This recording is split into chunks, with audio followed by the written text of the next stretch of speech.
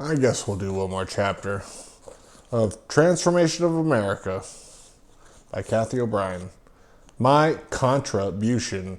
U.S. and Mexican relations were flourishing in the success of NAFTA's groundwork, while political differences pertaining to Nicaragua remained a minor point of contention.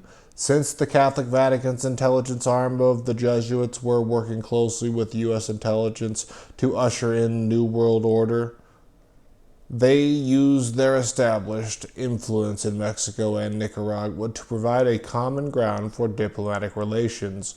My dual mind control victimization by the CIA and the Jesuits since childhood, and my previous diplomatic relations in Mexico thrust me into the role of messenger and prostitute to Nicaragua's Daniel Ortega.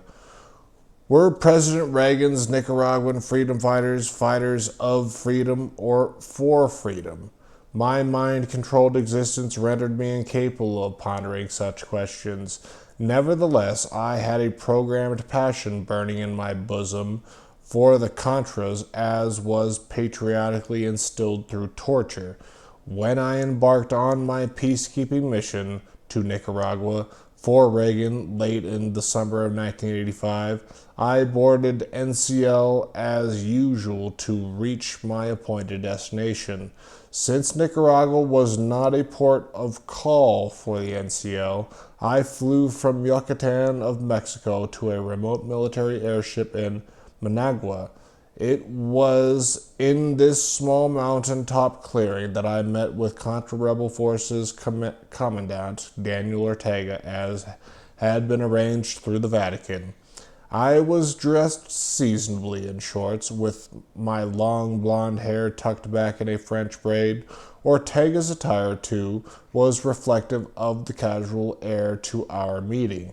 His tan military uniform had worn thin and was free of any protocol insignias. The dark rose-colored sunglasses he peered through apparently had not changed his somber view of the noble cause he claimed to represent. A man of few words, he greeted me with an order: "Come with me." I rode with him in silence as he drove a jeep the short distance across the airstrip to a small, neat two-story white frame house. As we came to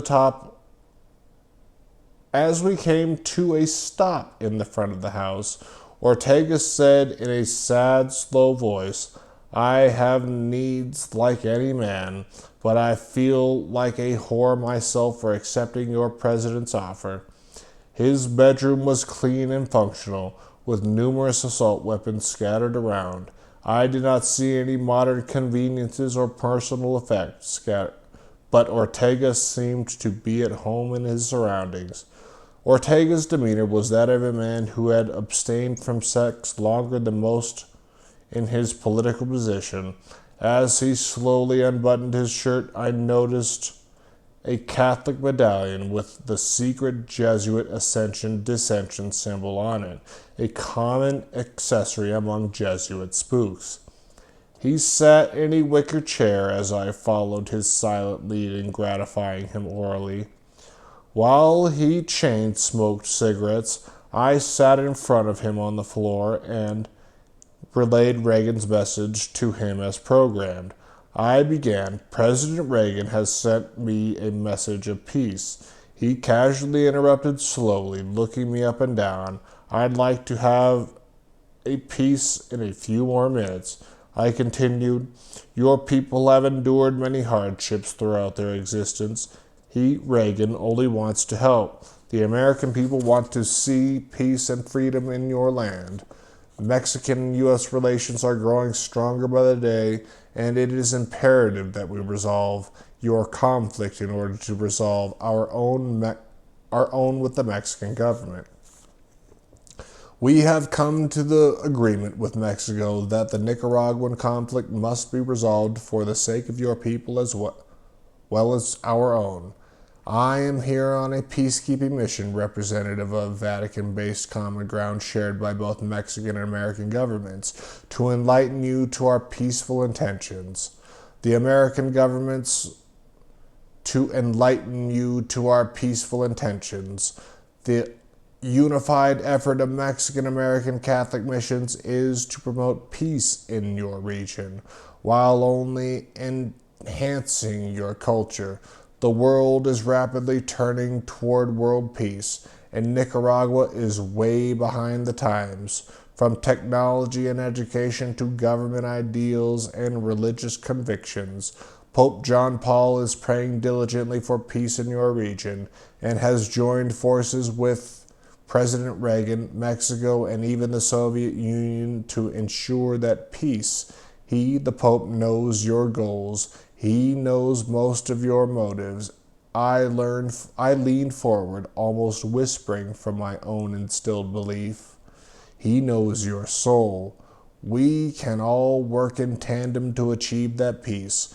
Nicaragua, small though it may be in relation to the rest of the world, is a significant stepping stone toward unifying relation to the rest of the world, is a significant stepping stone toward unifying world powers. It can no longer be a source of contention and disagreement. Your people must be free, free to worship God through your holy Catholic Church. That is first and foremost on President Reagan's agenda, as well as the Pope's and President de la Madrid's.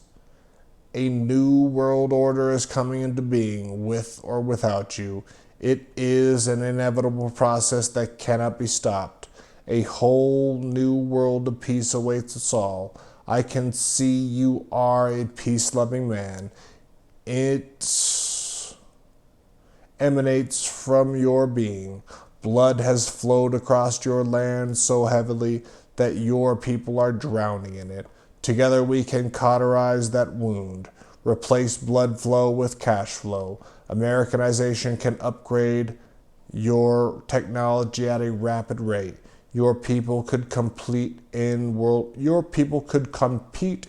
markets by the turn of the century. Your future global position has already been determined by geography alone. Flow with it. Lead your people out of poverty. Educate them in a manner conducive to their destined position in world markets. Free them from their struggles that have led them captive for so long, that have held them captive for so long. Allow the church bells to ring with good news of peace, prosperity, and freedom. You can achieve all your goals for your country's advancements with our help. Ortega thoughtfully finished smoking a cigarette and lit up another as he confidently replied, "Tell your president that I have seen his freedom, and listen to his words projected through yet another example of it. He paints a beautiful picture suspended within his framework, a picture that can appear serene to its beholder while it is being gazed upon. I cannot worship a graven image, and this picture he paints is just that. We have fought too hard and too long, spilling sweat and blood across this land in our determined effort to maintain human values instilled in us by our forefathers, who gained their profound wisdom from the original Catholic missionaries. These values are the same as those portrayed in President Reagan's painted picture, only ours are real. His have only surface value, like any other painting. If I were to concede, I would only be framed within the picture he paints, hung on his wall like a trophy. I will not mislead my people. In spite of his offers of wealth and position, I am true to my convictions, and when he is true to his, then we will meet on common ground and have something of substance to discuss. For now, my words are only a waste of our time." Ortega put out his cigarette and pulled back the covers on his bed. "I'll take you somewhere pleasant." He took a well-used opium pipe bong off his dresser and handed me a nozzle. I had been trained to accept any drug given to me, with the only exception of strictly forbidden marijuana. I hesitated until Ortega assured me it was opium. As the drug took effect, he said this could be the way to world peace. Sex with Ortega was at least free of pain and perversion. Unlike most, I was forced to have diplomatic relations with for the Reagan administration. He fell asleep when I was through due to the difference between opium and cocaine. The honk of a Jeep's horn outside awoke him. As I prepared to leave, he said, "Wait." He took a small 1/4 inch or so ball of black opium from his personal stash, wrapped it in cellophane from his cigarette package wrapper, and said, "Give this to your president and tell him that you and I found more peace with this substance than he'll ever impart on the surface of his painted globe." As he closed the door quietly behind me, he said, "Come back and see me when you have more to offer." I was immediately returned by plane to Washington, D.C., where my mission had originated. This time I was taken directly to Bush's office, where I delivered Ortega's message verbatim, eliminating most of the dialogue. Bush instructed me to deliver a partial message to Reagan. Unable to perceive message content and people beyond my need-to-know, mind-controlled, limited view, I had no concept that Ortega's message would have a negative impact. It never occurred to me that Ortega had proven himself to be as much a hypocrite as he purported Reagan to be by using me as a prostitute and messenger of bad news, knowing full well that I had no free will with which to make the message more palatable. Bush's revision of Ortega's message added fuel to a proverbial fire that I didn't even know was burning when I delivered the message to Reagan. Bush was with Reagan, and I in Reagan's secondary office to the Oval Office of the White House as I relayed the message as instructed.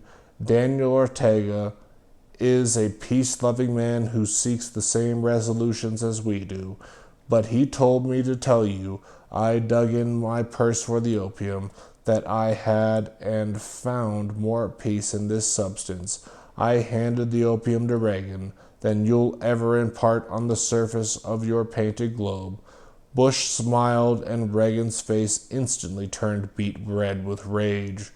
Bush then reacted and spun out of his chair, took the opium for himself, and told Reagan, "Settle down. There's more." It seems the only piece she spread was between her legs. He headed for the door, saying, "I would reconsider my position if I were in your shoes, considering what's filling hers." Bush dropped his gaze down the back of my legs to my shoes as he continued, "It's running down both sides of her legs." Obviously, I wouldn't be subjected to sex with Reagan that day. I was quickly excused and flown back to Mexico, where I resumed my NCL cruise with memory of the events compartmentalized through high voltage.